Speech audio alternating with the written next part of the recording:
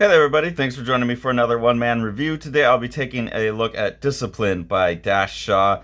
I'm trying to fill in my Dash Shaw collection. Been getting more and more obsessed with him. I've had a number of his books for a long time, but rereading Bottomless Belly Button that I got in the Fantagraphics Fanabucks sale really like tipped me over the edge. So I've got a bunch more Dash Shaw books to be looking at. But Discipline, this one really blew me away. The cover, this is from the New York Review Comics, and the cover already has this beautiful production where it's like a three-color print, and it looks like this color got put down first, then the black, and then this red was printed over top of it. And the way the red covers over the black ink is just really beautiful and nice. And then it's got this nice like toothy texture to it, so it's a very tactilely pleasing experience as well as a visually pleasing experience. The book itself is just a hell of a book, as usual with Dash Shaw. He's really experimental, but always able to like really land as well, which I appreciate about him, and kind of all over the place. I mean, like this is a pretty Dash Shaw looking drawing style, but he has so many different styles and such a clever composer and clever user of the possibilities of comics, and does things that I don't think I've ever seen before. I just really appreciate what he's doing.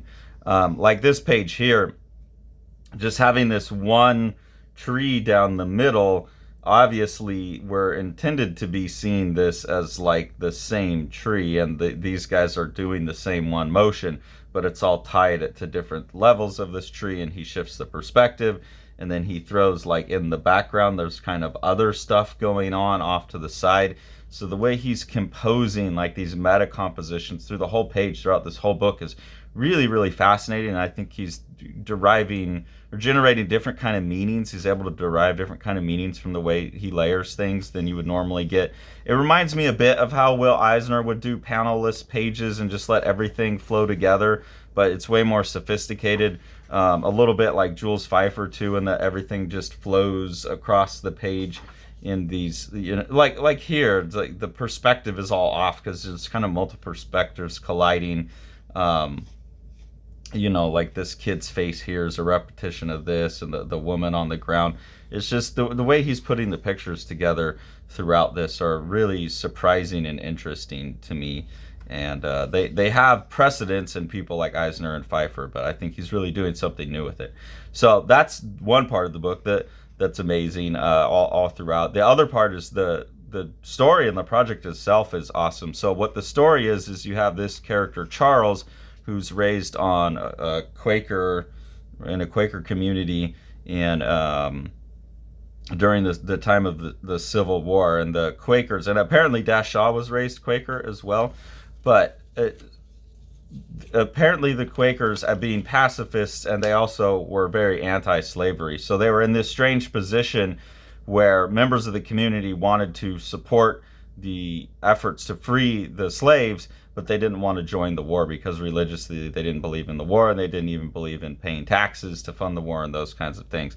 And this young man believes so firmly against slavery that he's willing to break his community's own second ethic, which is don't go to war, and he's willing to go to war to fight for the Union Army and to free the slaves. And that's the main emotional kind of arc of the story. And the even cooler thing is Dash Shaw has obviously done his research and now is able to piece the story together almost entirely through letters that like actual letters that were written by Quakers who went to be soldiers, and then some diaries. So he says in the back it was mostly a communication between two brothers. He's turned that into brother and a sister communicating for some kind of greater impact. But the majority of the narrative is taken from these pre-existing sources, which is kind of interesting as well. Here's another example of just his cool composition that you wouldn't get if this was broken up into like separate panels. It wouldn't have that same kind of surreal impact here. Here you go, where like you're only getting fragments of characters, legs are missing, some of the chairs missing. So it's very much like how we actually pay attention in the world, I think, is what he's trying to represent, like the mental images we form of things rather than what they actually look like. And he plays with like hierarchical scale, things will be bigger than they should be if they're more important, or there's just different kind of ways he uses scale. I'm not even sure it's hierarchical scale necessarily, but just an emotional weight, I guess, to a lot of things. And then, as with any Dash Shaw book, there's just a bunch of awesome kind of experiments with what else can be done in comics. So here you have his kind of collage montage technique applied with music. I like the way he just throws these two little ears in there to like represent, it's a listening thing. And that's what I'm talking about. Like the fact that he'll just put those in there to add some extra interpretive weight to what he's doing is really, really interesting to me. The hands, the compositions are always really impressive in here.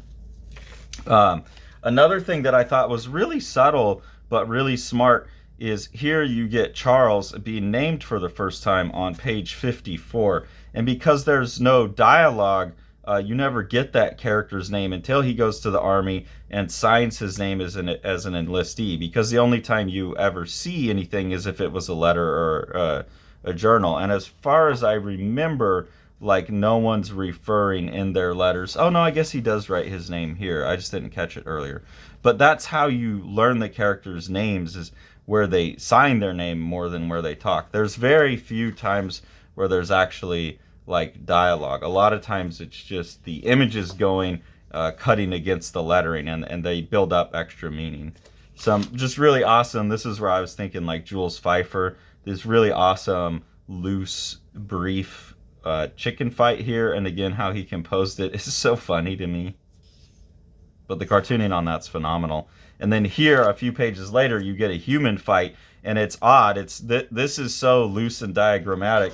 And then actually on the next page, you get a cockfight in the other sense. You get two guys wrestling. And here, given for how calligraphic and how much energy there is in the chicken fight, these people fighting is very stiff and diagrammatic. And it looks like he got a martial arts instruction book or something, because this is like the right move for a certain type of takedown, and then he gets him into he gets onto the side and he gets into back mount, and then he gets mount. So I mean, he's actually doing appropriate takedown moves and then getting position and losing position in an actual way, but it has that stiff feel of like a MMA instructional book. I also like how slow, I think in most comics it would be the grab and the throw. This is like going through, like an instructional book, going through each step much more carefully, and I like that, and how it's stitched together like a worm. He's just really interested in information, I think, as well. Here, I thought that this was just a hell of a moment to write. I don't know if he read a story about this in a letter, and this is where he got the idea, but there's this kid has killed somebody for the first time. This is Charles is killing someone for the first time, and coming from a pacifist community, being a Quaker, into war kind of foolishly for the first time and killing some man for the first time. And then right when that happens, this butterfly lands on the guy's ear, and he brushes it away like, no, you're too beautiful. Get out of all of this ugliness or something. And that just all happens silently. It is so potent, and it's such a weird, specific little moment. I can't even say like so well observed like me and Sean normally say, but so well contrived if it wasn't observed, if it didn't come from a story or something. Just a beautiful little moment that shows not just Dash Shaw's power as a cartoonist, but his power as a writer to choose that moment and then cartoon it so well. I really like this little bit here from this letter. Is the hatred in thee so strong it pulls from love of family? What is gained by doing wrong? So this is his sister saying, why have you gone off to war, basically. How can thou profit by going counter to progress? Thou mightst as well try to get to the top of a mountain by going to its base. And I've been thinking a lot about progress lately, given the abolition of man, and how C.S. Lewis talks about progress in there. He says the same thing. It's like if you're trying to get to the top, and you realize you're walking towards the bottom, then turning around is the best thing towards progress. So it's interesting to hear someone from a Quaker community who is obviously a conservative community that's trying to preserve or traditionalist, I should say, maybe not conservative, but traditionalist community, chiding someone on how can you be going counter to progress. And why that's interesting to me is because their idea of progress was much different than everyone else's idea of progress. They had like a spiritual goal to be progressing towards, And part of that spiritual goal, I'm sure, would be freeing the slaves. That's progress. But going off to war to achieve it is counter to the progress that they're trying to achieve of a peaceful human society. Whereas the society around them would have the scientific progress, or they would have seen them as not progressive at all, as traditionalists. So I found that to be interesting, and I think you could probably only really come to that conclusion having a religious background. It's like I only come to that because of my religious background as well. And then here she goes into the idea that should we being taxed on something that we don't want to pay for? And I think this is something that gets overlooked a lot in debates about things like abortion and whatnot. People going to war. It's not necessarily that people want something banned from the society. I believe that too, but even more so, at least don't make people fund things that they don't care for. So like my parents have a hard time understanding that their taxes go to fund abortion clinics. I would have absolutely no problem with that. I would want my money to go to that. But it is, I think, a problem when the government's just going to go do something with your money that you don't want them to do. And this book struggles with that because it's exactly about the struggle between how do you hold to what you believe, the fact that say your particular society doesn't want to fund war, but your particular society also believes that slaves should be freed. And if going to war is the way to achieve that, then you're put into this like interesting conflict state. So, people like me want abortion to be legal, but I don't know that I necessarily believe it needs to be government funded, because someone like my mom is going to have her taxes go to something she doesn't believe in. So there's a real sense of like personal responsibility in a lot of what's going on here, and that's the argument that's being made throughout the book. Is you just gotta, in the end, you just have to follow your conscience, because your religious background or your ethnic upbringing or your social upbringing or whatever is going to put constraints and belief systems on you that you may not be able to hold by. But at the same time, like there's constraints coming from your government and all of these like legal obligations you have, and those two things cut against each other. And this really puts a finger on that in such a direct way, by placing this a story about Quakers having to go to war during the Civil War. I think is the perfect metaphor for discussing that topic in general. So I think it's a really, really potent book that's hitting at one of the long-standing unsolvable problems of humanity. Right here, Charles is writing, I would rather do one good act than go to church a lifetime without doing it. So he's saying, like, look, all these beliefs that we have are enough. Like, I gotta follow my conscience. I would rather take the chance of the one act than all the professions in the world. Goodness is an active principle. It is simply acting up to thy own highest idea of right. Goodness is the fruit of the action. So it's like I could sit around and be anti-slavery all day I want, but if I don't go to war to ensure that it happens, then I'm really a good human. But then at the same time, he's gone off and become a murderer in their eyes and in his own system, and he's put in the conflict that way. And I just think life is full of those unresolvable conflicts, and we're always trying to treat them as if there's a solution.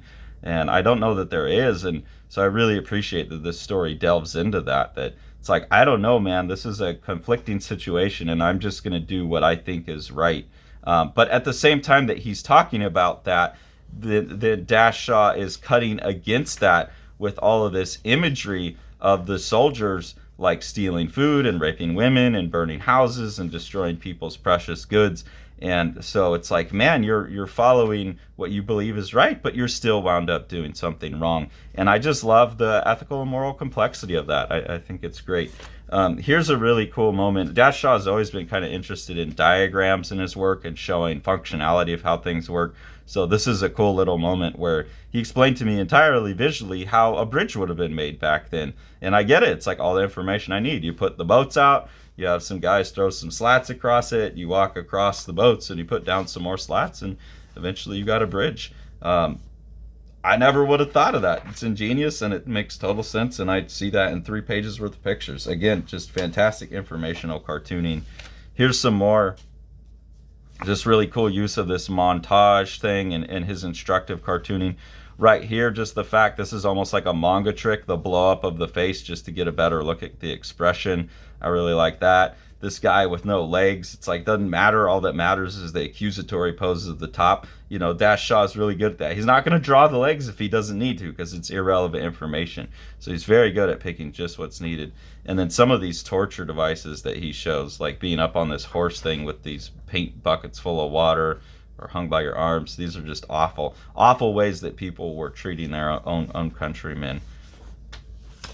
And then here's another just beautiful bit of writing, I think. Also seeing some of the patterns that are being made.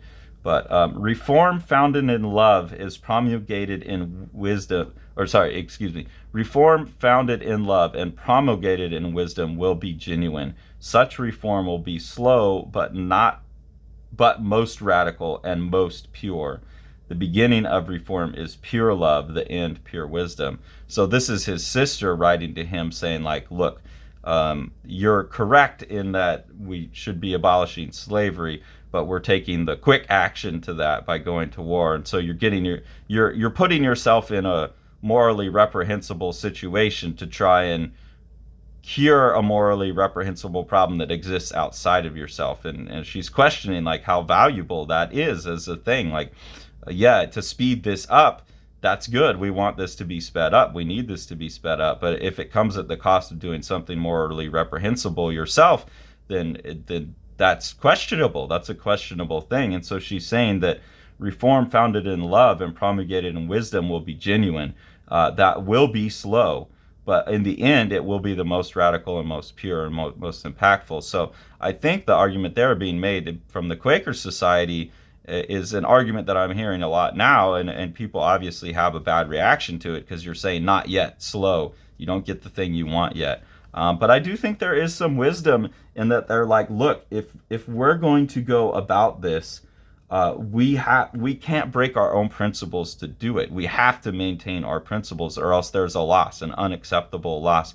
And if that means things go more slowly, that sucks. But that's on the society outside. It's up to them to change in the same way as we are. And the only way that's going to happen is if we continue to be this shining example. Now, me personally, I'm not making the argument for that we all go be Quakers, but I do think there's a lot of power to be considered in the argument that they're making, at least. Now, of course, everyone's going to have their different limits on that. And then you just fall right back into what Charles is saying as well. You're just going to have to follow your own inner voice as much as you can, because there's no great answer. And his sister's rejoinder is, well, there is a great answer, if you just follow what you listen to. But I think he's right, too, and you can't just be trapped in tradition.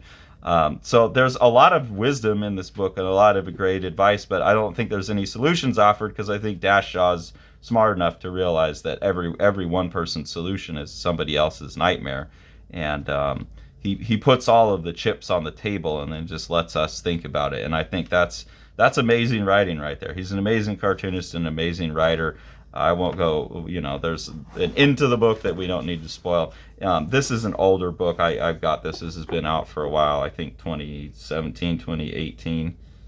But if you haven't got it yet, I highly recommend it. It's a really, really powerful, really thoughtful book. And if you've never looked at Dash Shaw's work, you got to get into his work, because he's just one of the most exciting people, kind of constantly innovating. If you enjoy what we're doing here on the channel, the best way to support us is through our Patreon. We really appreciate any support we get through there. We use that money to buy the books that we review. And then the most important thing is to support what Sean's doing with Living the Line Publishing. So we'll go ahead and take a look at some of the books that you could get from Sean now. The Eisner nominated The Strange Death of Alex Raymond by Dave Sim and myself. This is a gorgeously illustrated and designed book. Dave doing most of the illustration. Amazing compositions throughout. What Dave is doing is he's recording his obsession with the death of master cartoonist Alex Raymond behind the wheel of Stan Drake's car when they got into a car crash. The best description of the book that I've heard is that it's like understanding comics with pages like this, mixed with something like From Hell, when you get into the theories about what actually happened with the car crash. And then with Sean on production, it's just one of the most gorgeously printed books you could get a hold of. Thanks for following along. Take it away, Jack. Salinialo, Path of the Shades by Clarence Doss is a really cool ongoing project that Living the Line will be producing. Clarence is a PhD student from Fiji who's studying the myths of Fiji for his doctoral thesis. And part of that study project is that he's producing these comics. They're kind of like Hellboy, where there's these little short stories that capture all of these different mythologies. But then he's using that to wrap the project into his doctoral thesis and then provide educational material where people can come to these comics. You know, they don't have to read his PhD thesis, they can come to the comics and get a more consumable version of the mythology of Fiji.